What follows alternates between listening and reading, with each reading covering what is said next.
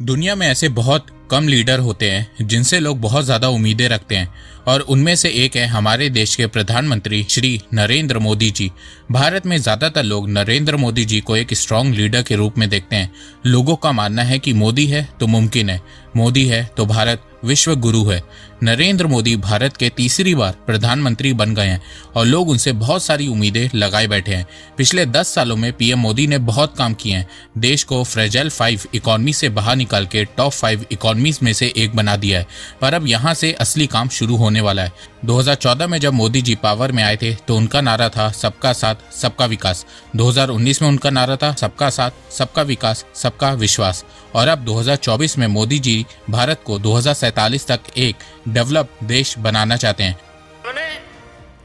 अगले 25 साल का लक्ष्य है। हम समर्थ भारत का सपना लेकर, विकसित भारत का सपना लेकर निकल पड़े हैं। और उसके लिए 2024 से 2029 बहुत इंपॉर्टेंट साल होने वाले हैं। मान लो जिस तरह एक पेड़ के लिए पौधे को लगाया जाता है और शुरुआत के 5 साल उसका खूब ख्याल रखा जाता है ताकि वो पौधा अच्छे से बड़ा हो सके, उसी तरह डेवलप इंडिया के लिए आने वाले 5 साल बहुत इंपॉर्टेंट होने वाले हैं। और आने वाले 5 सालों में मोदी सरकार को क्या क्या काम करना चाहिए, आइए जानते हैं। तो नमस्कार दोस्तों, स्वागत करते हैं आपका चार्जिंग पॉइंट हिंदी में। दोस्तों, मैं ऐसे ही इंफॉर्मेटिव वीडियोस बनाता हूं, तो अगर आपको इंफॉर्मेशनल वीडियोस देखना पसंद है तो आप इस चैनल को सब्सक्राइब कीजिए, क्योंकि इससे मुझे बहुत ही सपोर्ट मिलेगा। इंडियन गवर्नमेंट का मेन फोकस इस समय ये होना चाहिए कि इंडिया की इकोनॉमिक ग्रोथ को कैसे और बढ़ाया जाए। भारत इस समय 8% से ग्रो कर रहा है, इसे 9 से 10% तक कैसे ले जाए। इसके अलावा एक्सपोर्ट को कैसे बढ़ाए, इंपोर्ट को कैसे कम करें, लोगों की इनकम कैसे बढ़ाए और सबसे इम्पोर्टेंट चीज भारत में इनकम इनइक्वालिटी कैसे कम करे। इसके अलावा अगर भारत को तेजी से ग्रो करना है तो गवर्नमेंट को अनएम्प्लॉयमेंट को कम करना होगा, सरकारी पदों को भरना होगा और प्राइवेट सेक्टर में बहुत सारी जॉब्स को जनरेट करना होगा। और उसके लिए गवर्नमेंट को मैन्युफैक्चरिंग को और ज्यादा बढ़ाना होगा। जिस तरह बीते 10 सालों में मोदी गवर्नमेंट ने भारत के इंफ्रास्ट्रक्चर को ट्रांसफॉर्म कर दिया है, उसी तरह मैन्युफैक्चरिंग को ट्रांसफॉर्म करना होगा, क्योंकि मैन्युफैक्चरिंग बढ़ने से देश की कई सारी प्रॉब्लम सॉल्व हो जाएंगी। देखो, पिछले 10 सालों में मोदी सरकार ने मैन्युफैक्चरिंग को बढ़ाने के लिए बहुत काम किया है। जीएसटी डॉक्यूमेंटेशन स्टार्ट किया है, मेक इन इंडिया पे फोकस किया है, इंसेंटिव स्कीम लॉन्च किया है। इसके अलावा मैन्युफैक्चरिंग को आसान बनाने के लिए पेपर वर्क को कम किया है, चीजों को डिजिटाइज कर दिया है। इससे भारत में मैन्युफैक्चरिंग बढ़ रही है। और सबसे अच्छी बात यह है कि भारत में मैन्युफैक्चरिंग को आसान बनाने के लिए बहुत सारे टूल्स और सॉफ्टवेयर भी आ गए हैं। अगर आप एक मैन्युफैक्चरिंग बिजनेस चलाते हो तो आप अपना टाइम बचाने के लिए और बिजनेस बढ़ाने के लिए एक टूल की हेल्प ले सकते हो। उस टूल का नाम है ट्रांजैक्ट। ट्रांजैक्ट एक ऐसा सॉफ्टवेयर है जो मैन्युफैक्चरिंग को इजी बनाने में हेल्प करता है। गवर्नमेंट के अगले 5 साल के विजन के साथ ट्रांजैक्ट पूरी तरह से अलाइंड है। ट्रांजैक्ट की मदद से आप इंक्वायरी से लेकर डिस्पैच प्रोसेस तक सब कुछ आसानी से कंट्रोल करके अपने बिजनेस को बहुत तेजी से ग्रो कर सकते हो। साथ में एक्स्ट्रा कॉस्ट और ऑर्डर्स डिले को कम कर सकते हो।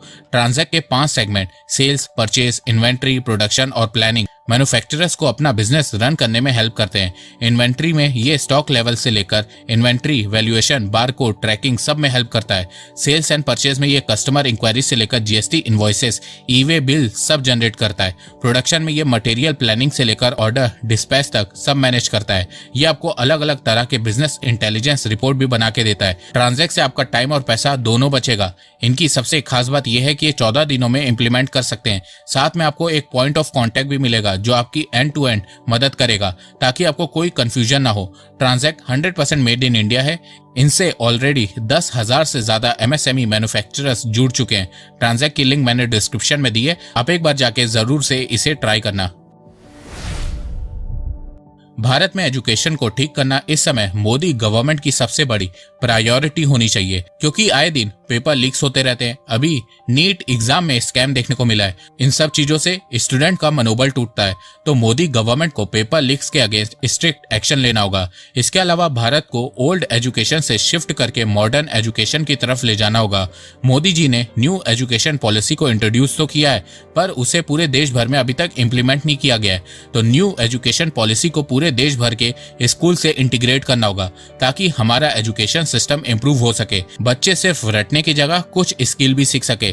देखो, हम ये तो कहते हैं कि हमारे देश में नौकरियां नहीं है, IT companies massive lay off कर रही हैं, पर एक सच्चाई ये भी है कि हमारे देश के युवाओं के पास जॉब्स के लिए प्रॉपर स्किल ही नहीं है। भारत में सिर्फ 45% ग्रेजुएट ही नौकरी करने लायक हैं। तो हमें एजुकेशन सिस्टम को ठीक करना होगा ताकि लोगों के पास स्किल आ सके। देखो, भारत में जब भी कोई भी गवर्नमेंट पावर में आती है तो वो या तो अमीरों के बारे में सोचती है या गरीबों का ख्याल रखती है। मिडिल क्लास के बारे में कोई नहीं सोचता है। मिडिल क्लास देश को सपोर्ट करने के लिए टैक्स पे कर करके परेशान है और गवर्नमेंट उसके बारे में कुछ नहीं सोचती है। As a broker, when we are putting a trade for retail investor, we are attracting number of taxes, CGST, IGST, stamp duty, STT, long-term capital gain tax. You are my sleeping partner. I am a working partner with my finance, my risk, my staff, everything. So what do you want to say on this?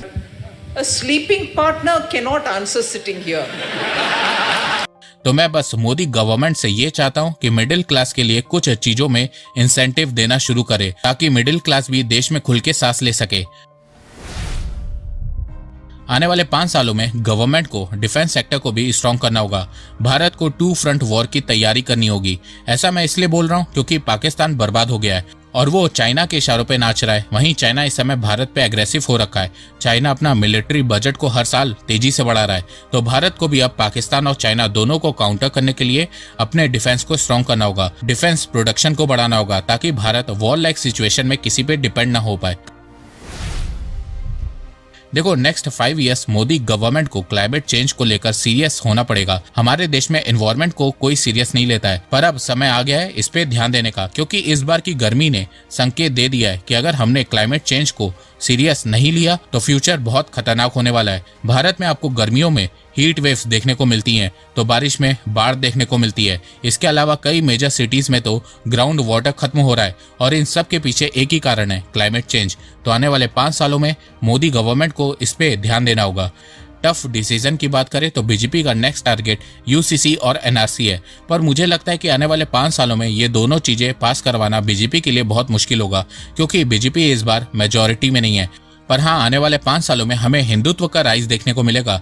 कुछ लोग बोल रहे हैं कि BJP Hindutva को पीछे छोड़ देगी, तो देखो ऐसा कुछ भी नहीं होने वाला है। हिंदुत्व बीजेपी की कोर पॉलिटिक्स है। इसके अलावा बीजेपी को सोशल मीडिया लॉ लाना होगा ताकि देश में प्रोपेगेंडा खत्म हो सके, क्योंकि देखो आने वाले 5 सालों में आपको बहुत सारा प्रोपेगेंडा देखने को मिलेगा। तो दोस्तों, मुझे लगता है कि आने वाले 5 सालों में गवर्नमेंट को इन सब चीजों पे ध्यान देना होगा। आपको क्या लगता है? आप अपनी राय मुझे कमेंट सेक्शन में बताइए। और हाँ, आप ट्रांजैक्ट को ट्राई करना मत भूलना, लिंक डिस्क्रिप्शन में दी गई है। तो अब तक के लिए बस इतना ही। धन्यवाद। जय हिंद, जय भारत।